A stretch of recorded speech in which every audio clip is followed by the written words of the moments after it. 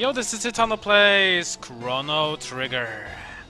We are now at the bottom floors of the Ocean Palace. We are very near Queen Zeal and the rest. But one thing you want to do here first, before we go on. Or actually we don't need to do it now. We can do it after we do the next part. Because we want to go across here, but we press the switch. Nothing happens. That is because we need to activate something first. So go to the leftmost room and fight these ones. Yeah, you fight one of each, but that's fine. We have one of each color, so let's just do the same as we did last time. Chrono on the white one. We have Frog on the blue one, and we will use Lucca on the red one. And you just let them die. Boom. Down it goes. And then you take the last one, burn it up. For science. Well played, Lucca. Pretty simple. Now you press the switch. And there we go, we are halfway through. We're not done yet, we need to do one more switch. Let's go to the other side and fight one more set of scouts. So same thing again, lightning, water, and fire. So fire on the red one, lightning on the white one, and we'll take water on the blue one. Down very smoothly and nice. Pop. It will go down. Then when ready, you press the switch. And now, things are about to become interesting. You go on the floor here and you press the button here. And voila.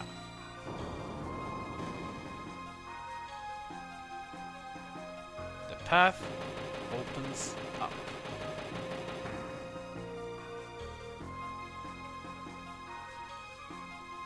And you go forward, outside the room, and then you have a save point. Also get yourself elixir, which is really nice to have. Now save your game here, but before you do anything, let's do a little change of gear. So make sure you have Lucca here for this next upcoming boss battle. Yes, we have a boss battle coming, and this one is actually very tough. This actually might be one of the hardest boss battles in the game if you're doing it the wrong way, or I would say the normal way, perhaps. So what you want to do here is to equip yourself with armor and gear that absorbs fire or reduce fire damage greatly. If you do that, you're gonna make your life so much easier. So put up your red plate on someone. For example, Chrono can wear the red plate. And then we're gonna have the ruby vest on Frog, which means he will take half damage from fire spells. The other one equipment as well that you want to use to reduce your fire damage. Go ahead and do that. Now we have absorbing, we have halving, and we have halving. So that's pretty good though. So of course you should use your red plate for someone, and you have the Tab suit for Lucca, and then you have Ruby Vest for whatever character you use on the third one. You should probably use a healer just in case. If you do it this way, you should do very, very well. And then use a shelter. And then we are ready to go. Of course, that maybe save my game will be nice. There we go. And then when you're ready, go inside the next room for a boss battle that is indeed quite difficult if you don't do it the way that I'm doing it right now, because then one will maybe one-hit KO any target member as every turn.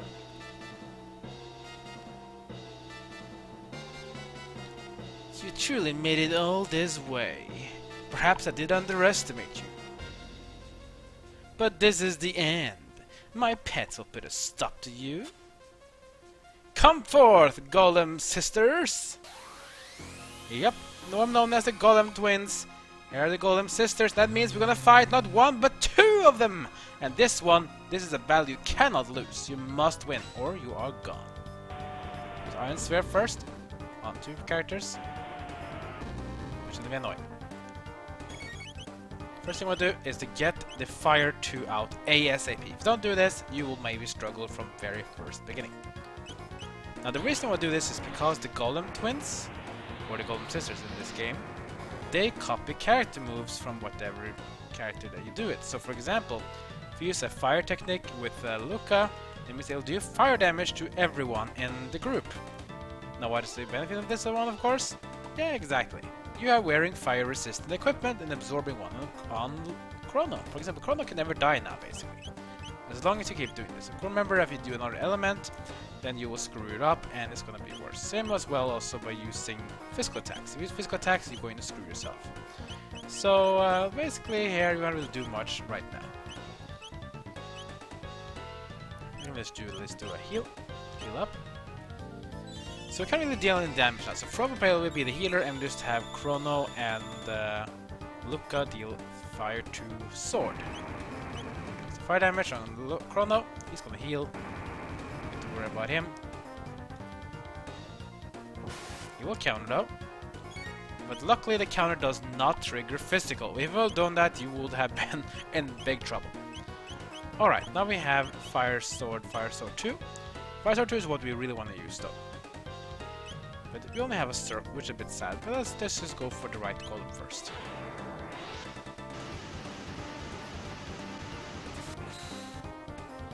Pretty okay damage.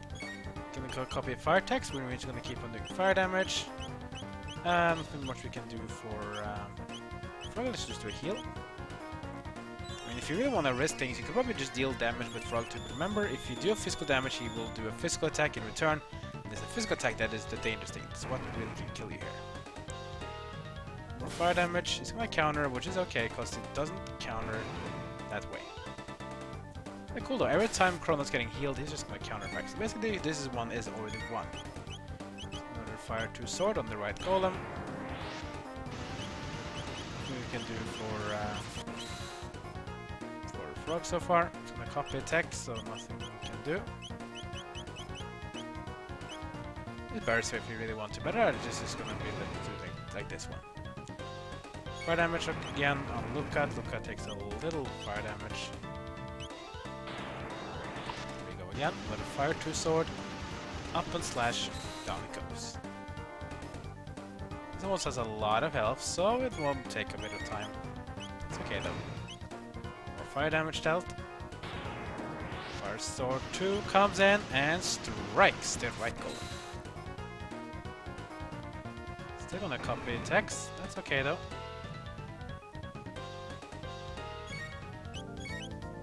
So it's not Fire Sword 2. Let's actually use some mid-ethers now onto Chrono to make sure he will be having mana for this, because he's the one eating most of the mana. And yes, when one of them die, they will need blurp. And then it's gonna die. That's one down, that's one more to go. This might make the fight a bit boring, but this is what makes this fail-proof, because if you do it physical way, these physical attacks can deal up to 400 plus damage every single turn. And that can even 1 KO if you haven't healed yourself to full. So you don't want that to happen. Just a regular heal. There we go. Remember, every time you do some attacks, it will counter the same element. So if I do water now, he'll do water damage. If I do light, he'll do light damage. If I do a physical hit, he'll do physical damage. This one is the best one. So now Chrono basically can never die, and he will just keep doing this over and over again, which is pretty awesome. Let's do another Fire Sword 2. Strike it down. There we go. We need to do 2 more, I guess, then we are done. Depends, of course, how much time we can counter with Chrono. Another one to go. This one might be a bit problem, because now I don't have any more MP on Lucca. Yeah, look at this now. Let's just use some mid-aether on Lucca.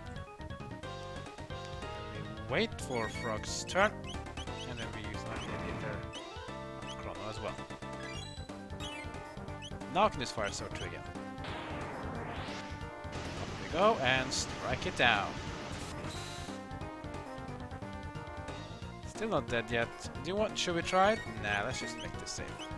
Fire Sword number, what is this, 5 on this one? That's like 10 total. There we go. A burp. Make Dalton's doing some damage. And it's gonna go down. That's basically how you beat this boss rather simply. Get some TP as well, 40,000 gold. Grr, the sisters too. I suppose I got one choice left. But, what's this? I feel something strange. Could this be lava's energy? This won't do at all. All my hard work will be in vain if I die before attaining immortality. It seems this is your lucky day. Farewell.